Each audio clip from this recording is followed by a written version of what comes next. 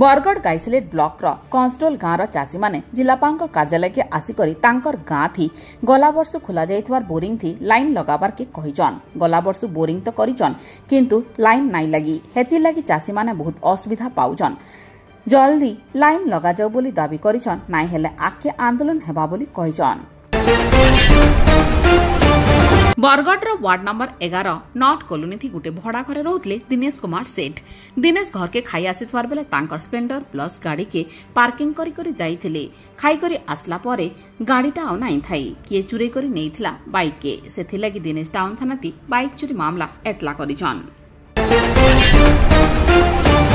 बरगढ़ ओडिशा कलिंग उत्कल हेमाली महासंघ पक्षरु जिलापाल कार्यालय के दाबीपत्र प्रदान करिछन। सेमाने दाबी करिछन जे राज्य सरकार हो कि केंद्र सरकार एफसीआई सीडब्ल्यूसी थी काम करुथवार श्रमिक मानकर मृत्यु हेले परिवार लोक को 10 लाख टंका मिलू आ स्त्री के 30,000 टंका लेखा पेंशन मिलू बोली दाबी करिछन।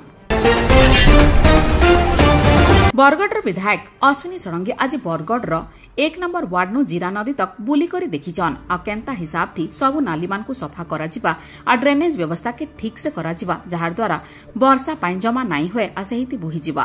तांकर संगे पौर परिषद कार्यनिर्वाही अधिकारी हरा भोई भी थिले। बरगढ़ शहरती बुल्ला गाईगोरुंकर थैथान के नेकरी पौर परिषद कार्यालय थी प्रतिक्रिया देले कार्यनिर्वाही अधिकारी हरप्रसाद भोई।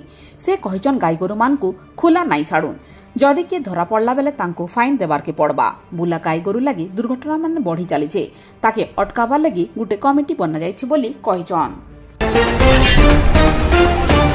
तेलंगानार निखोज वृद्ध व्यक्ति के निष्ठा भवन वृद्धंकर परिवार लोक को हस्तांतर कला निष्ठा परिवार आउ विकास परिषद। 10 माइल एरिया थी वृद्ध व्यक्ति बुलुथवार बेले तांको निष्ठा परिवार लोके आनिकरी पचराउचरा करिथिले से वारंगल बोली कहिथिले। परे तांकर घर लोक को खबर दिया जाइथिला, परे सेमाने आसिकरी वृद्ध व्यक्ति के नेकरी जाइथिले।